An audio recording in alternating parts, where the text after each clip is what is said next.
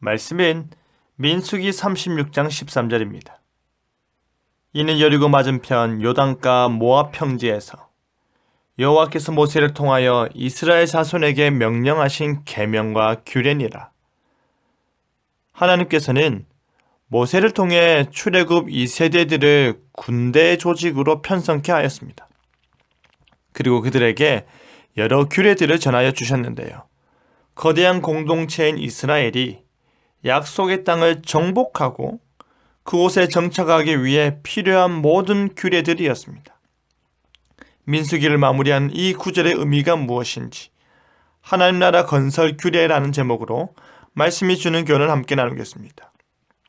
민수기는 신의 광야 회막에서 시작하여 신광야 회막에서 모든 내용이 마무리됩니다. 출애굽한 이스라엘 백성들이 신의 산에서 하나님과 언약을 맺고 가나안의 종에서 하나님의 종이 된 이후의 이야기가 바로 민수기입니다. 특별히 민수기는 하나님의 언약 백성들인 이스라엘이 광야 생활 40년 동안 어떠한 삶을 살았는지에 집중하고 있는데요. 바로 그 고된 훈련을 받은 이스라엘은 가나안 정복을 앞둔 상황에 있습니다. 민수기의 결론 구절인 본문 말씀은 바로 그 상황에서 민수기 전체를 마무리하고 있는 것입니다. 여리고 맞은편 요단과 모압 평지에서 여호와께서 모세를 통해 말씀하십니다. 하나님께서 온 이스라엘 자손에게 명령하여 주신 그 계명과 규례가 모세를 통해 주어졌다라는 것이 말하는 바가 무엇일까요? 하나님께서 말씀하시는 주체라는 것입니다. 모세는 무엇입니까? 도구라는 말입니다. 모세가 온 이스라엘의 중재자로서 이스라엘에 하나님의 말씀을 전하여 주고 있지만 모세에게 말씀하시는 분은 바로 하나님이시다. 이스라엘을 출애굽시키시고 이스라엘을 광야에서 지도하고 이스라엘을 이끄시는 분은 모세가 아니다라는 말입니다. 모세가 아니라 하나님이다라는 말입니다. 하나님께서 모세를 부르셔서 이스라엘을 출애굽시키신 것처럼 하나님께서 모세에게 말씀하셔서 이스라엘을 그의 언약 백성답게 살게 하는 것입니다. 하나님께서 말씀하시는 주체시라면 하나님께서 모세를 통해 말씀하시는 목적은 무엇입니까?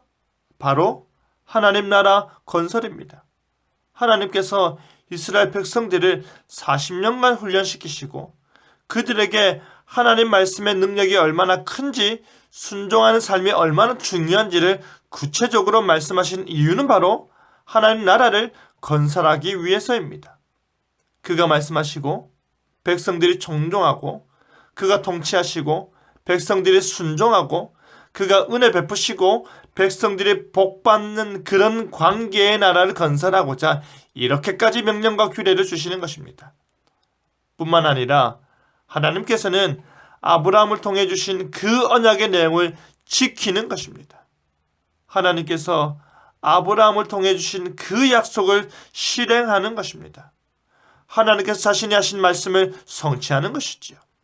하나님께서는 이스라엘 백성들과 시내산 언약을 맺으시고 나서 성막을 중심으로 그들이 어떻게 살아야 할 것인지를 알려주셨던 것처럼 하나님께서는 이스라엘 백성들과의 언약 관계 가운데 그들이 하나님 말씀 중심으로 어떻게 살아야 하는지를 가르쳐 주시는 것입니다.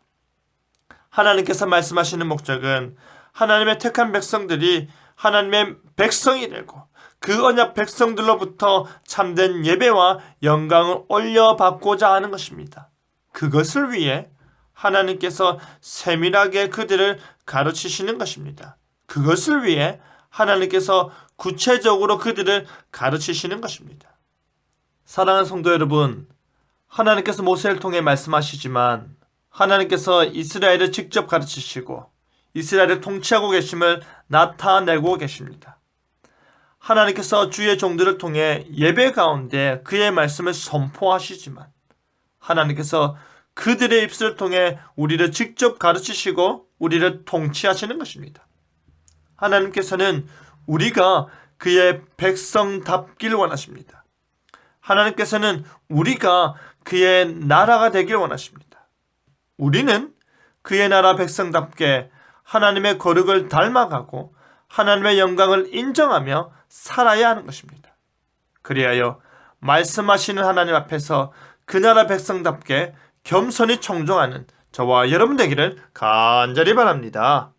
아멘.